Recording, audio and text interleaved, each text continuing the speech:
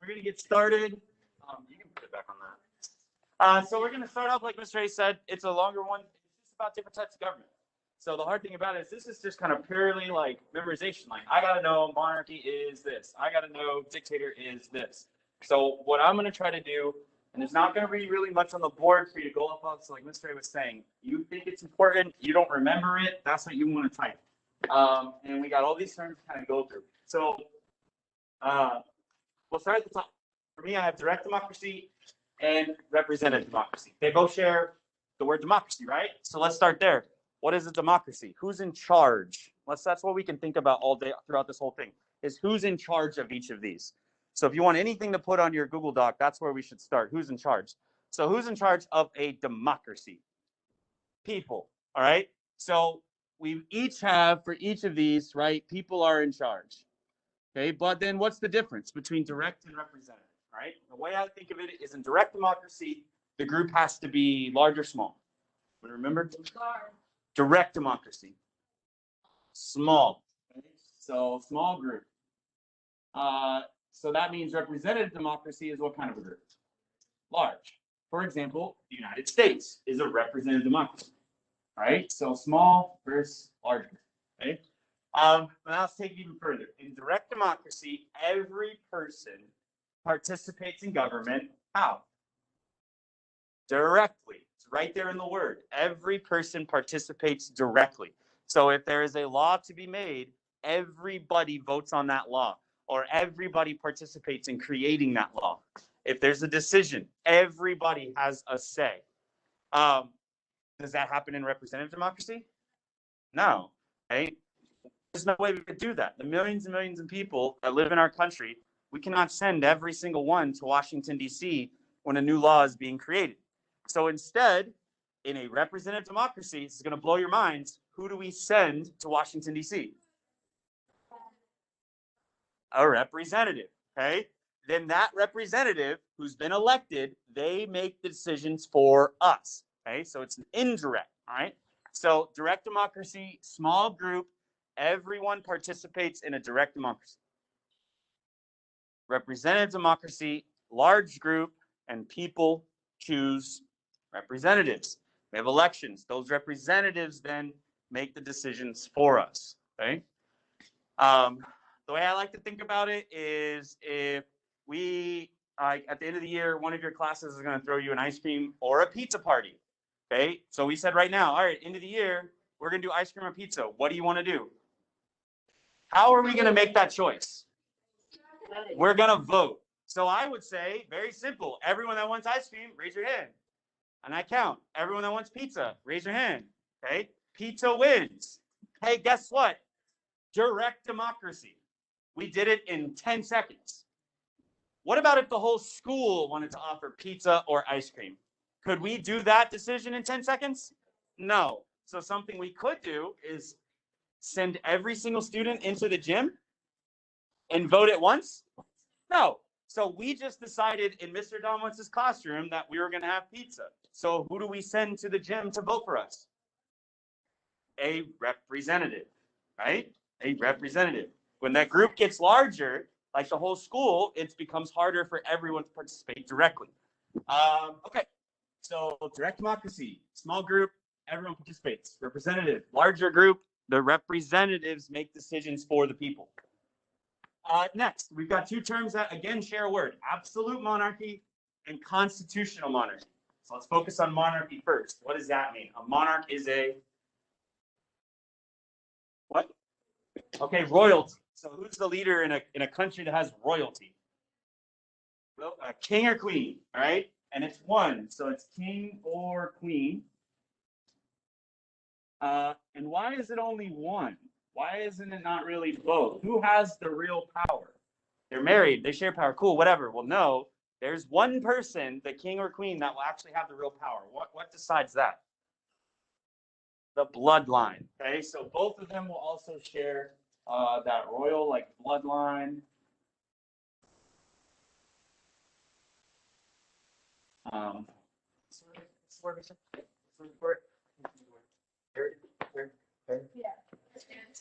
There's another word for it. I'm trying to think of.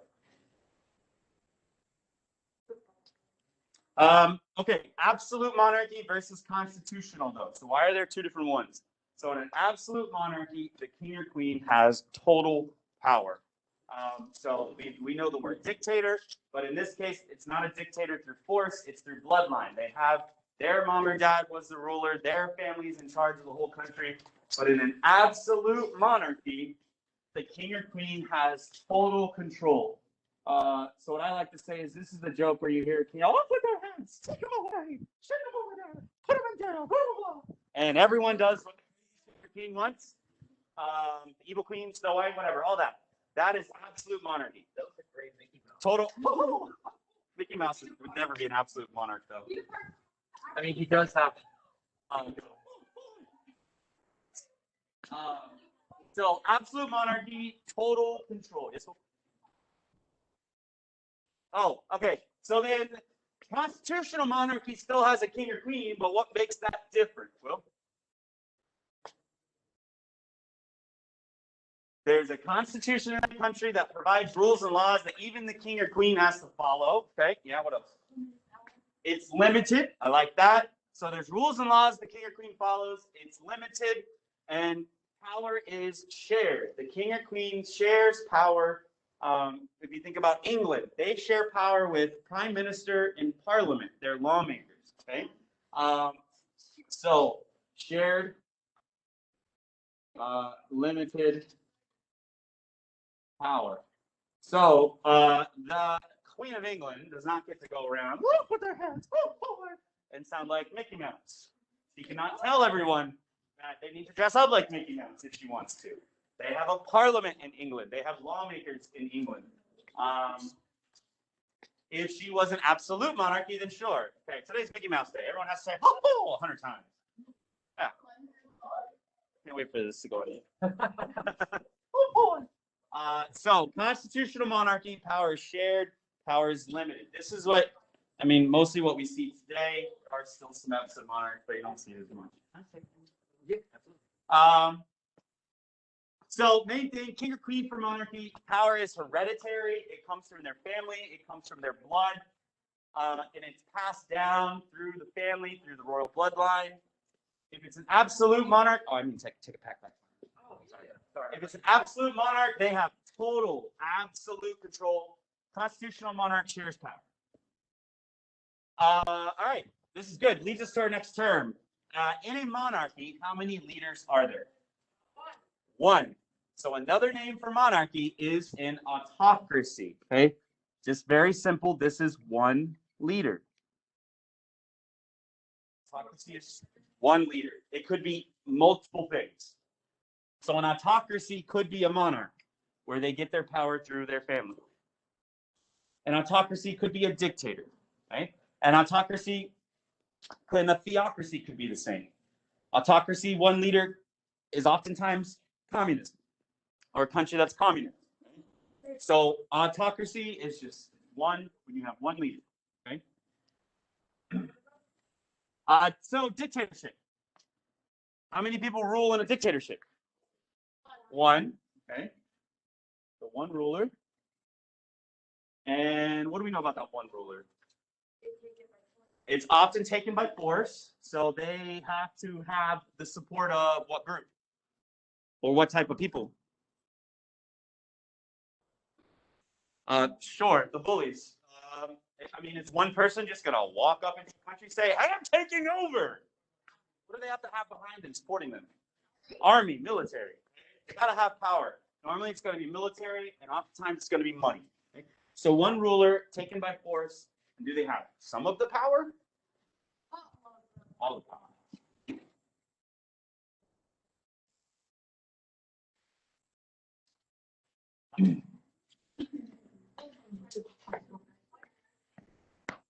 So this would be a clear example of if a dictator decided to make April 26th Mickey Mouse Day, and everybody had to walk around big giant gloves saying, "Oh boy!" That dictator has the power to make that happen. They don't need lawmakers to make it happen. Don't need anything like that. Right? It would be funny if just like a group of Mickey Mouses wielding guns went into France, guns up like during the government. There's Disneyland Paris there. It's not gonna happen. Okay, so oligarchy. It is similar in a dictatorship because how might an oligarchy get power? They might take power by force. Okay, so an oligarchy could be taken by force. It could be because it's a small country and its leaders are the only rich people around, so they have power of money behind them. But how many leaders are in an oligarchy? More than one. A small group. It's a small group. Yeah, it's more than one. It's a small group. Okay, so it's a small group.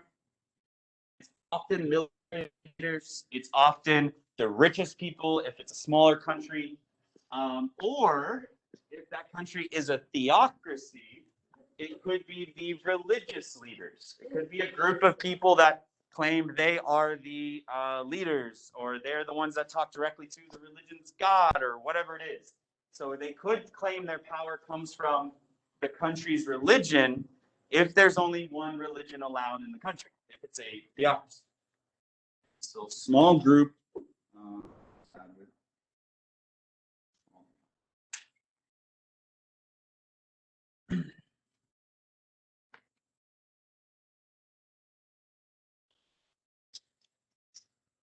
All right. So far, out of all the things we've talked about so far, which one does the United States use? Which democracy? Representative. Why? Because we vote for who? We vote for representatives. Okay. In this case, be like our lawmakers. We send the lawmakers to do the work. Okay. So Mr. A and myself, our classroom, since we make all the rules, we have total power. Nothing you can really do about it. If we want today to be Mickey Mouse Day, it's Mickey Mouse Day. Which one would that be? There we go. Go home and stay here. That's okay. Hey, Mr. Heise. Yeah, right? Mr. Heise. No, we'll think of it more like a constitutional monarchy. We like to get our students' opinions, right? What about communism? England. England has a queen, but that queen shares power with a parliament, with lawmakers. Which one is England? It's not fine. Because you're here, I gotta make sure you get the respect, right? If you keep saying communism, we gotta have a lot of explanation. Oh. England, constitutional monarchy. All right, good. Okay, so communism. This is the one that a lot of you just spent a lot of time on it, doing Vietnam War, Korean War, Cuban Missile Crisis, Bay of Pigs. They all dealt with communism. So communism is when the government has no power, little power, all power. All powerful. All power. Government is in full control. If a country is communist, do they have a two-party system like we do? We have Republicans, we have Democrats, we have third parties. No. You live in a communist country. What is your political party? You are a communist. Okay. And again, government has full power. What's the goal, though? What is the goal in a communist country? Everyone's supposed to be equal. No rich, no poor. Everyone is supposed to share. Everyone is supposed to work. Okay? But if the government has all the power, does that always happen? No. If the government decides one day, you know what? We don't like women. So women, even though you're doing the fair share, sorry, we're gonna take some of your rights away. Maybe you don't get to vote this year. I don't know. We're the government. We do whatever we want. Or they could take it to a religion and say, sorry, you are in our country, you're a communist, you believe the way we believe in the government, you're using our same religion. Okay? So government has all power. And the goal is what again? Okay. Goal is to share and be equal. Good. Single party system. And then yeah, good. Single party system. And then what about, are there going to be a bunch of rich and then a bunch of poor? No. Everyone is still.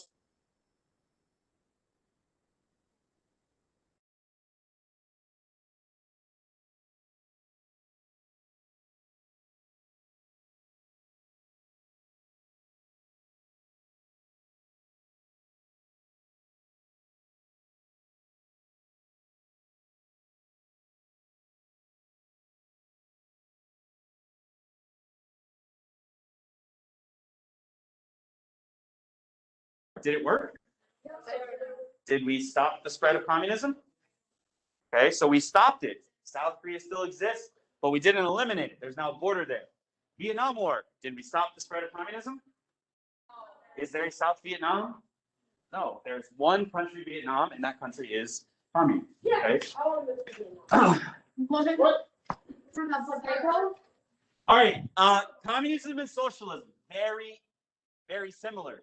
The goal in socialism is everyone is equal. Everyone works. Everyone does their part. Okay, but who would ultimately have power? Government or the people? The people? The people. I thought it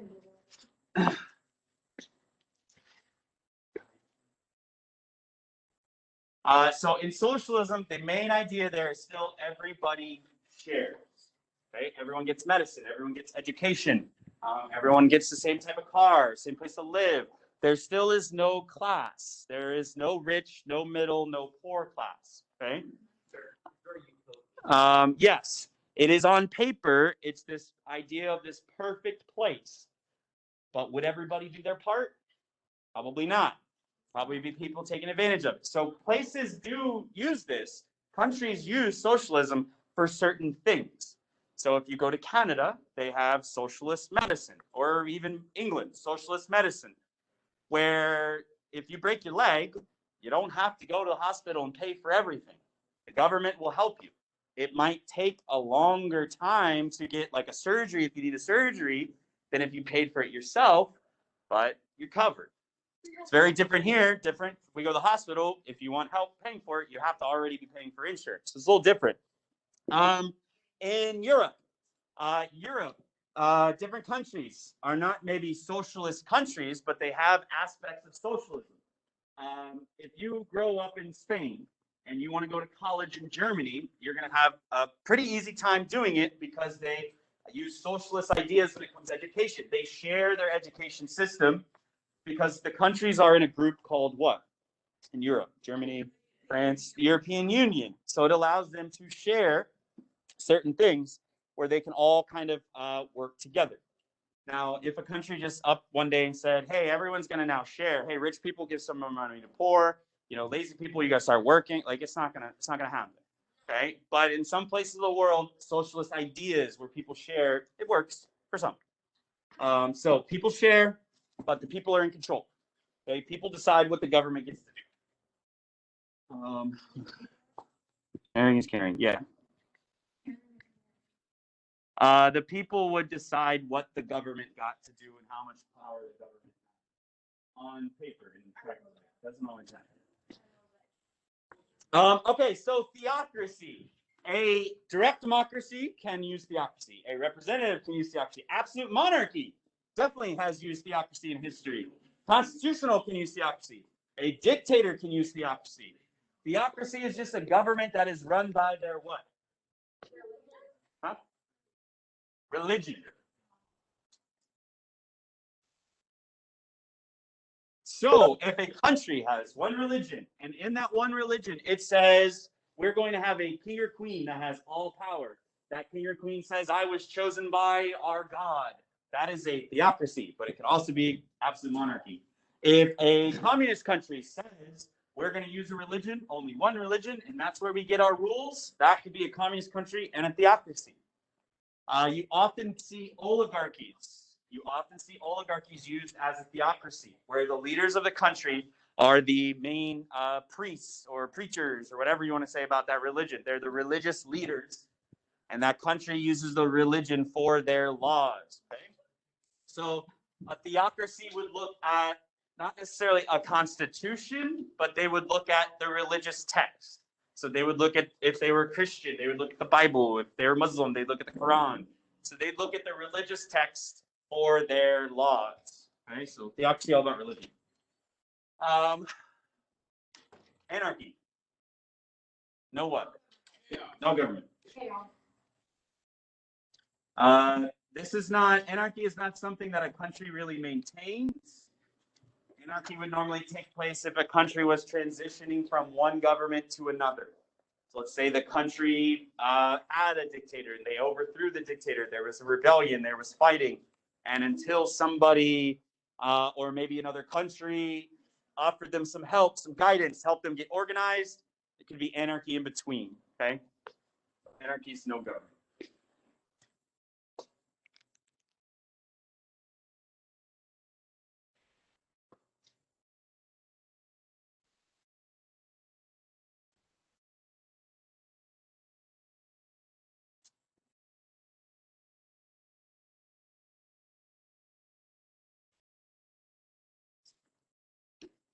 Okay, look at the list. Everything you just typed. You're like 30 seconds, so just have a little brain break here. If you wanted to start a country, brand new, you discovered some new island or whatever, you're starting a country, look through your list. Which one are you picking and why? Don't say it out loud, just think for a second. The why part's the important thing here, right? So you're on an island, you discovered it, people are coming, you want to start a country. What are you using and why?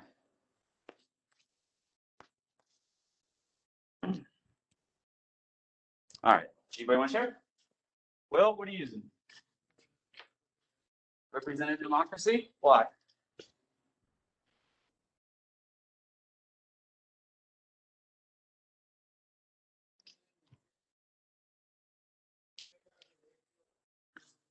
Okay. What if you only have like 3 boats that show up? There's like 40 people on your island. What are you going to use instead?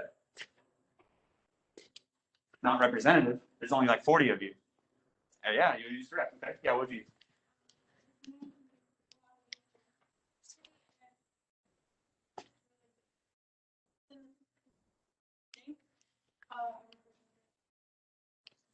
Cool. Anybody not choosing democracy?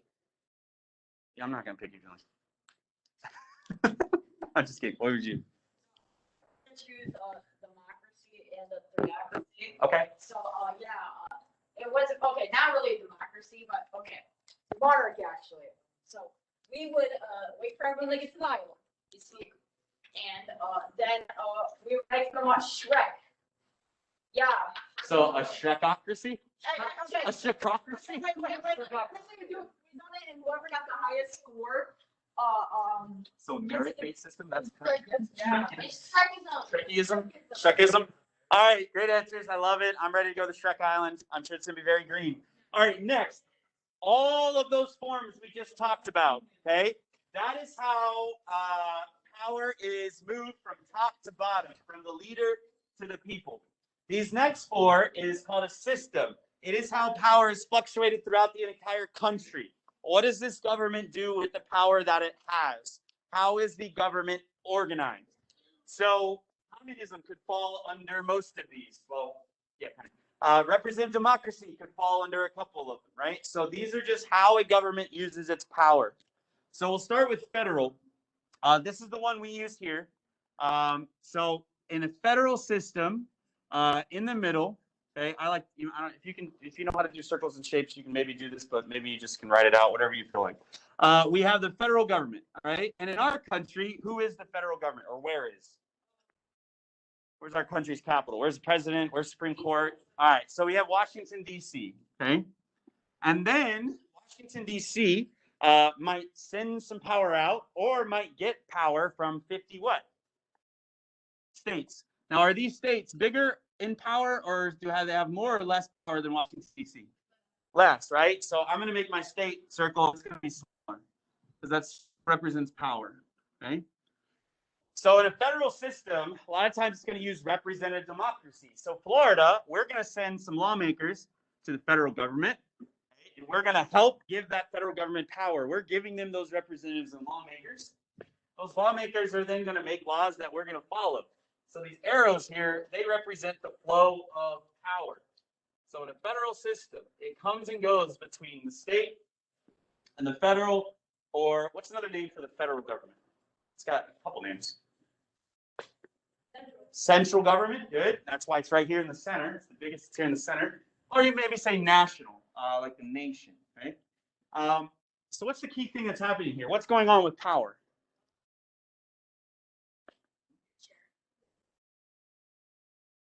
You're good. So power, this is it. It's the main thing. Power is shared, right, between the federal and state governments.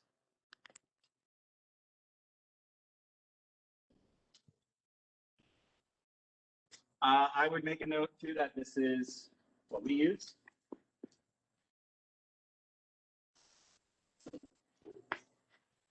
So the main thing here to write down is power shared between federal and state governments. We could mention that federal government's larger, has more power. Let's share that power with the state governments.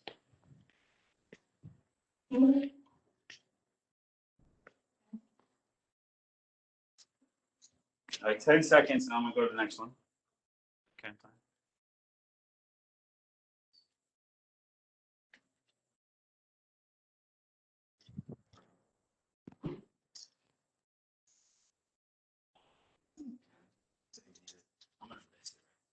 Okay.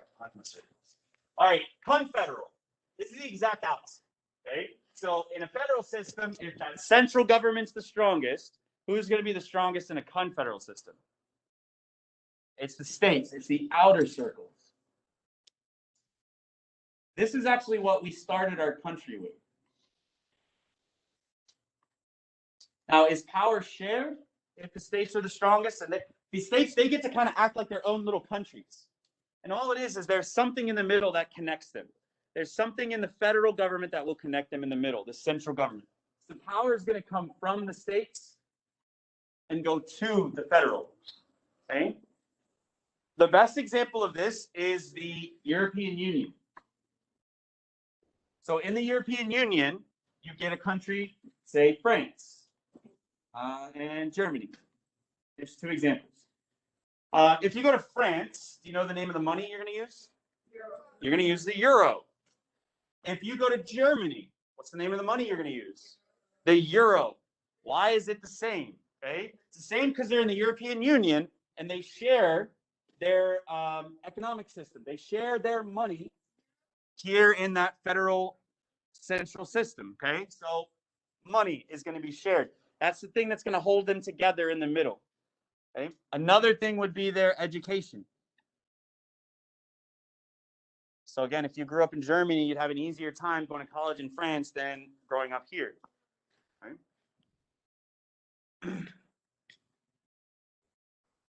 So the states have more power. And the states are more like individual countries. They get to do their own thing. France has their own government, their own leader, their own military. Germany, their own government, their own leader, their own military. But there's that central thing, the confederal government in the middle that they share where they help each other out. And that's going to be something like their economic system, their healthcare, and their school. Yeah, because they all use the euro. The only difference is like if you go to France and you take out like a €5, the money's going to have like a French monument on it or a French leader. You go to Germany and you take money there, it's going to have a German monument or a German leader. But you can still take that money from Germany because it's still a euro, has the same value, and use it in France. You cannot take a $20 bill with Andrew Jackson on it and go to Europe and just spend it. You got to convert it into euro. Yeah. All right, 20. Yeah. All right, unitary, unit. How many is that? Unicycle, 1. So how many places of power, or how many leaders would a unitary system have? 1. Okay, so 1 place of power. So my circle. Hey, purple. There we go. Is it? Central government. It's big. It's the whole thing. Okay. So thinking about our forms of government from the slide before, what you guys just wrote down, who could use a unitary system? Representative democracy? No, that's up here. That's federal. So which did we look at earlier that only has 1 place of power? All powers in 1 place. So it could be a dictator. Yep, autocracy. Yep. What else? What did we look at earlier where the government has full control? There's only 1 political party. There's only 1 religion if it says so. Absolute monarch. Absolute monarch. And communism. I like this purple. I don't have any purple. All right, so if this is a dictator in the middle, the only time this would maybe branch out, and the way you may see it on the test, is it could look like this, okay? Power could come from that central government, and the way I think about it is if a dictator has all the power, but they want to make one of their best friends a general, one of their other best friends in charge of religion, another best friend in charge of schools, whatever it is, the dictator, the person, the power here in the middle could give out small amounts of power. But just know that if it's unitary, they could take that away whenever they want it. Okay? So that's why the power is not really going back and forth.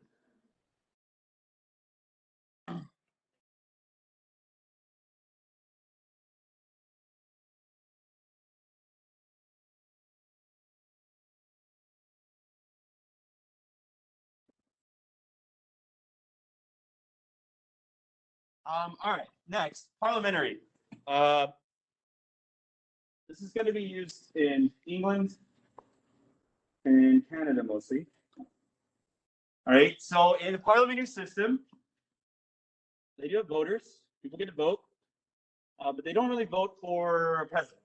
Okay, what they vote for is something called parliament. And what is made in parliament? Laws. These lawmakers, they then get to choose the country's leaders. Okay? Oh, well, they are the country's leaders. But they would get to choose, in England and Canada, it'd be called the prime minister. So voters choose parliament. Parliament chooses prime minister.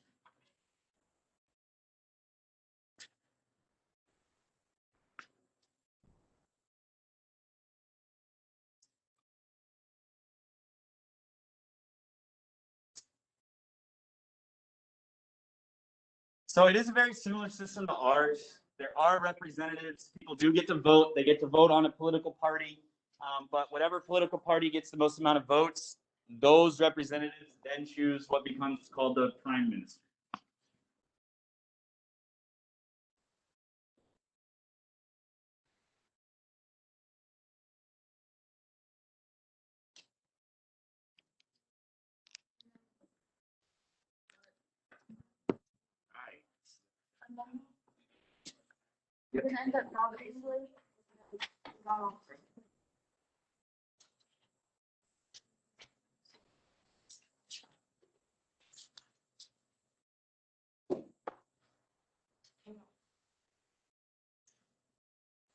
All right, guys. So looking at our question, what do an absolute monarch and an autocracy have in common? A single ruler. B, a written constitution. C, a national court system. Or D, a single legislative house. So in your graphic organizer, just put the letter and then give me one sentence as to why. Then Mr. Heise is going to call on one person and I'll call on one person to explain the correct answer.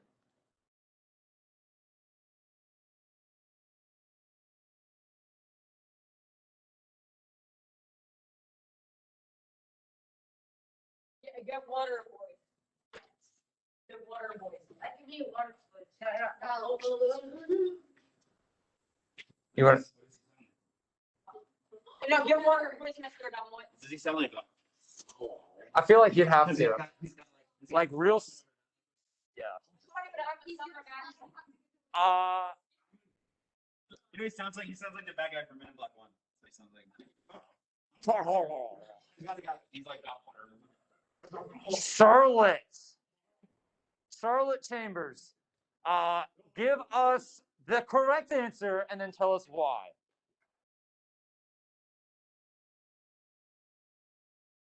And now, we're talking about an absolute monarchy and an autocracy. So, absolute monarchy, who is the leader? Okay. Yeah, king or queen. And then an autocracy, it could be a monarchy, or what is the other form that's kind of under that umbrella? Okay, a dictatorship. Okay, a dictatorship. So it could be one leader. Okay, Otto also does simplify down to one. Okay, so all right. Any questions? Oh, sorry. Any questions on that topic? Now, that did take a majority of our time today. However, like I said before, no, you're fine. In the beginning, this is like the big topic. So the other ones will be fairly, I'll get through 2 of them here. I'm not going to try to, we will go over the ones that we don't go over next Monday. So don't feel like. It's just Mondays. Yes, it is. You not know that? As long as we can. Well, I knew it was going to be this Monday, but they are last week on weird schedules.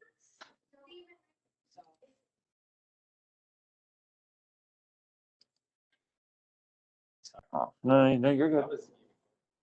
No, that was All right, so topic number 5, okay? This is all path to democracy. Now, our two favorite Pinocchio face people, okay, John Locke and Montesquieu are going to be highlighted in this. So these are all your terms that you're going to need to know. Now, I'm going to go a little bit quicker. Like I said, if you feel the need, just raise your hand if you want me to explain something a little bit further. But we have Enlightenment thinkers. So our two Enlightenment thinkers are John Locke and Baron de Montesquieu. Now, John Locke, he's given us two things. Okay, the first thing is natural rights. And what are our natural rights? What does he say are our natural rights? Say again. And what are they? Yes, we are born with them. There are 3 of them. What are they? LLP.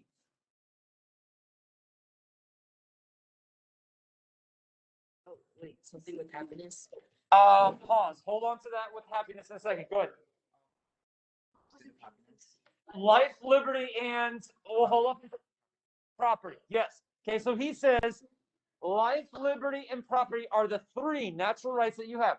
So from the time that Jaden, yes, from the time that you're born, splat, come out, slap you on the bottom, you're crying, you say, I get life, liberty, and property. Yay! Okay. That's essentially what all babies do when they scream. Okay, just in baby language. Now, I do not, but I watched enough Rugrats when I was growing up to understand it. All right. Now, social contract. So once again, natural rights, life, liberty, and property. So life is just that. You have the ability to live freely.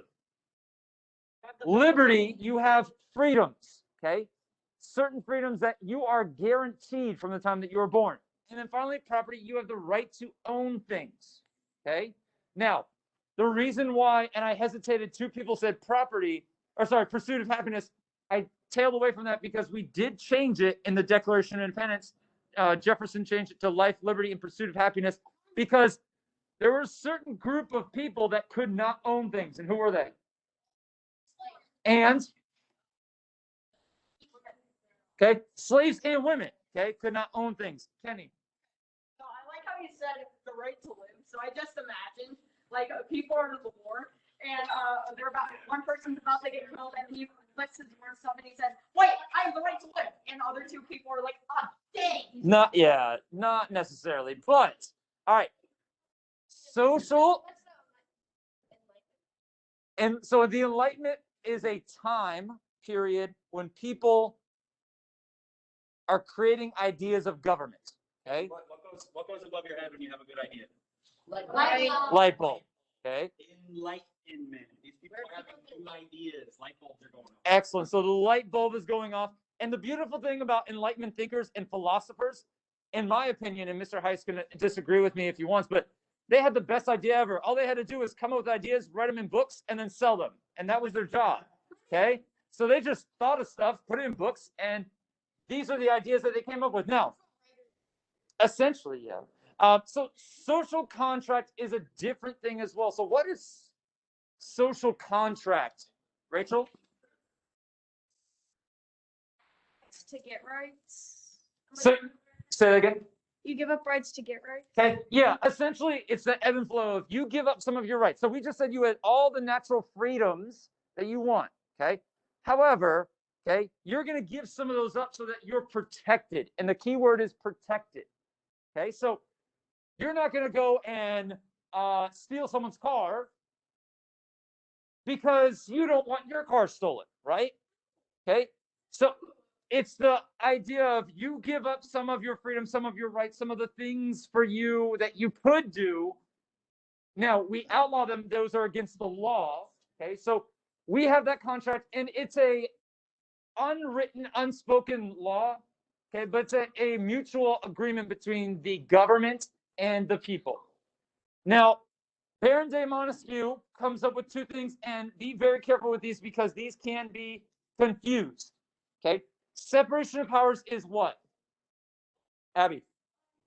Where the 3 branches of government have 3 different roles for each. Yes, and I love the fact that you use roles. Okay, 3 separate and distinct branches.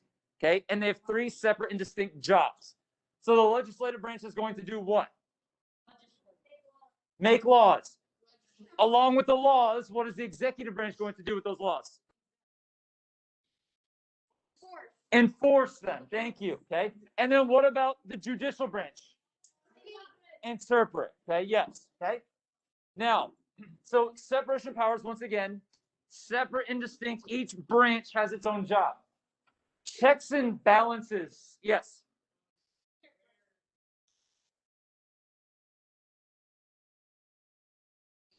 The other branches can try and limit the power from that branch. Absolutely. Okay. So it's the very fact that, hey, the president and the executive branch step out of line and they maybe do something they're not supposed to.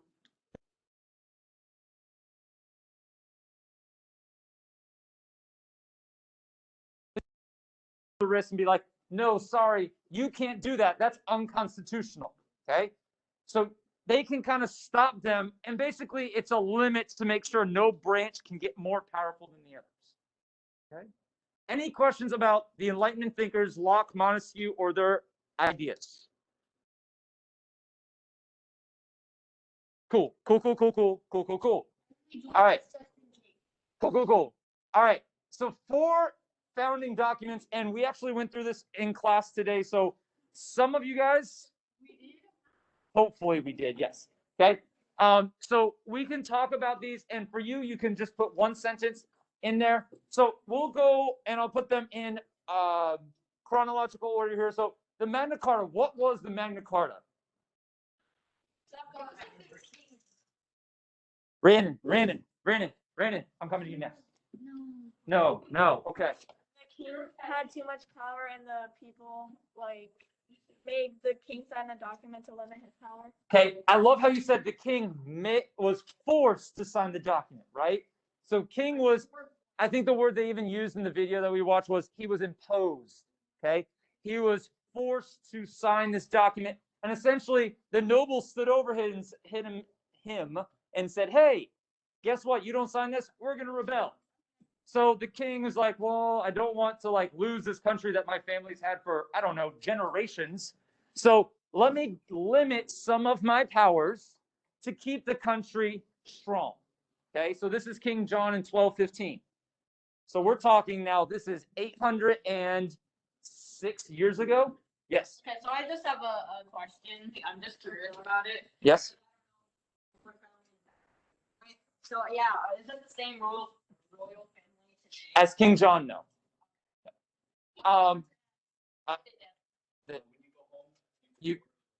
Yes. War of the Roses. Once one of them die, how do they decide another royal family? Say again. If a bloodline dies, how do they select a new royal family? So typically we'll go someone that is related to them, but it's Like marriage-wise, legally. yes, typically. All right, Mayflower Compacts. Go ahead. Okay. Yes. All right. So Mayflower Compact. If anything, the moment that pops up and you see it on a test, Abby did not hesitate to say self-government. Okay. The moment it pops up, because remember the Pilgrims are coming here. You don't need to know the backstory of them coming here, but essentially they want to come here for religious freedoms. They get here, but before they land, the people on the boat are like, hey, we can't just be here and just have anarchy. We have to have some sort of government, some sort of organization to us. So that's when they draft the Mayflower Compact. They create the whole notion of, hey, this is what we're going to have. This is what we're going to follow. And essentially, we can say that that is the first written constitution in the Americas. Go ahead. Don't worry. Before they did that, a lot of people died in death. A lot of people died. Okay, so English Bill of Rights, very relatable to our Bill of Rights, which happened about 100 years later. Okay, but what did the English Bill of Rights do in England? And this is while we were colonists still. Like a kind of baseline law. Okay, it added a baseline of laws and a baseline of freedoms. Okay, so with English Bill of Rights, it is individual freedoms.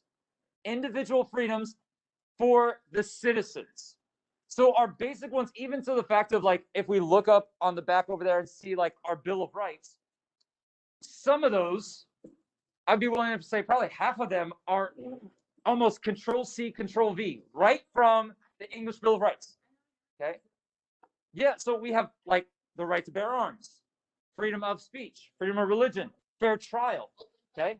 Those are all things that are straight from the English Bill of Rights that we took and put in our Bill of Rights that guarantee us Americans freedom. Okay. And like I said, that's almost 100 years before. We were still colonists when they wrote that. The last one, chronologically, is common sense. Okay. Common sense did what? What was it common sense to do? No. Go ahead. Okay, leave the king. Why? Why should we leave the king? The king is such a nice. Okay, so he's using his power incorrectly. Go ahead, Julian. Because this one Thomas Paine guy, right? Thomas He- Paine. The brilliant idea of saying how the king is doing it wrong and how monarchy is bad. Okay, yeah, he said the notion of monarchy, the fact that one person has the power, is bad. He also had the notion of, hey, you have this small island way in the North Atlantic, and they're going to tell us what to do. We're a massive country. Okay, we have all these resources. We can do better on our own. We should be doing it on our own. Okay, now going on towards important events, and I'm going to put all these up here, and we'll discuss them. Okay, so the very first one is the French and Indian War. Now, dispute on the years on here, but it is. What? No. 1954 to 1754 to 1763. That is 9 years. However, it is often referred to as the 7 Years' War. Okay, by the French. So all you need to know from the French and Indian War is the colonists and England are fighting France and the Native Americans. End all be all. The war ends. England says, you owe us what? Money. Okay. This is the big tension that arises. Okay. So it is on side A. Side A, it's the colonists and England. They're together, and they are fighting France and the Native Americans. Okay. And they're trying to, we're trying to move west. We're trying to gain more land. At the end of it, the king says two things. One, he says, so we won the war, but we can't move west. Okay, so we're going to draw a line, and you can't move any further west. But the even more infuriating thing was, hey, you fought this war. However, it was financed by England. So you owe us money. And that's going to lead us to all of these other acts that we're going to see. And even there's a few that aren't in there, like the Township Acts and stuff that you're going to learn next year. But for us, the four important acts, the first is the Stamp Act. And the Stamp Act is on what? People burning all paper products. Yeah, it's not necessarily 1954, but yeah, we're basically anything on paper, okay, certificates, okay, it has to have a stamp on it, okay? And that stamp costs money, right? So essentially like the postage or USPS, when you go send something, it costs money to put that stamp on. So essentially anything with paper had to have the stamp. Now, the king does hear the colonists and says, you know what? Maybe this is a little extreme. Maybe this is a little much. And the king in this moment actually feels, I won't say remorse, but feels to the point where maybe we shouldn't do this. Okay. So he actually repeals the Stamp Act. So notice this is 1765. He repeals the Stamp Act. However, within the same month, what act goes into place? The Quartering Act. Going from the Third Amendment, what's quartering mean? Giving soldiers and housing. Yeah, soldiers in your house. And this isn't like, hey, mom, dad who's in the military. This is like, hey, a random person I've never met before that's from England is going to be living in your home, sleeping in the beds, eating your food. Okay?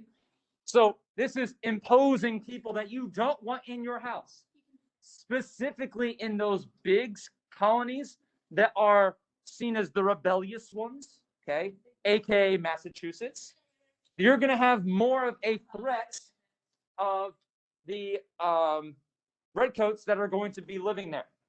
Tea Act. Okay, so now, so stand back. The reaction of that is, hey, the king repeals it. People are happy for the moment. Quartering Act. The colonists are like, begrudging. They're not exactly excited about having people living there, but you do have some people rationalizing it, saying, oh, well, they are there to protect us. So you do have some loyalists that are going to say that. Now we get a little further down the road, and we have the Tea Act and the Intolerable Acts. The Tea Act. Go ahead. They threw tea in the sea. Yeah. All right. So that's the reaction. The reaction to the Tea Act. What was the Tea Act? Okay. They taxed the tea. Now, there's nothing I could really compare it to. And even still to this day, tea is like almost a sacred time to some people in England. In the fact of like, it's a certain time. It's tea time. You break out the tea set and you drink tea. And it's almost like a habitual thing that you do at a certain time. To some of you guys, that's like Coca-Cola or Mountain Dew, where you like get home from school and you crack open a Mountain Dew and you just crush it. Okay. So this is a major thing. When you tax it, they're going to be upset. So now you have building tensions. And then finally you have the Intolerable Act. So as Abby said, we had the Tea Act, the Sons of Liberty, along with just colonists in general that aren't the loyalists, the ones that are loyal to the crown, are upset. Okay. They make the plan of dumping the tea into the harbor. Okay, so the reaction to the Boston Tea Party is the Intolerable Acts. The king called them the coercive acts. However, the colonists, in our bias as Americans, we look at it and say, that's intolerable. Okay, it's ridiculous. It's unbelievable. Okay, and this is going to be seen as the last straw. Okay, the king has now gone too far. Yes.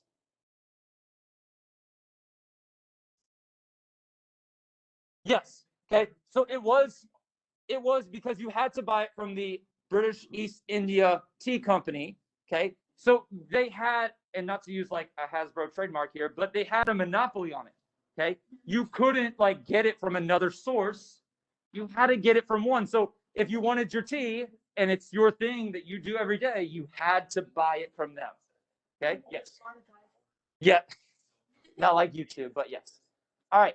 So we have one question that we're going to do, and then we're going to run out of time here.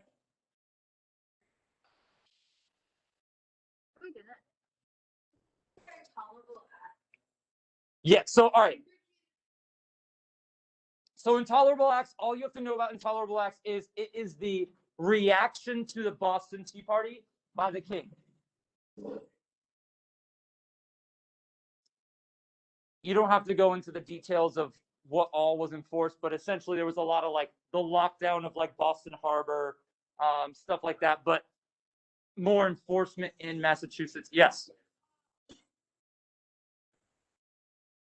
Yes. So the English Bill of Rights, once again, that is where the people in the parliament, the people protested to the parliament to get more individual rights.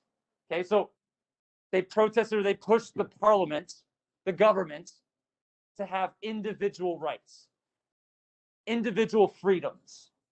Okay, so when we say like freedom of speech, right to bear arms, fair trial, free elections, okay, those are all things that we as Americans like, oh, well, yeah, we've had that since the Constitution, like at the very infancy of our country. However, England did not, okay? And the king was very reluctant to allow that and allow Parliament to even allow that. All right, so we have run out of time. So what we're going to do is next time, pause, freaks, don't freak out. Next time we are going to go over topics 6, 7, and then Mr. Heise and I will pick one more to go over with you guys for next week. If there's anything that is burning that you don't remember, please email us and we will put that on the priority list for next time. Okay. So we will see you guys next week. Have a great day.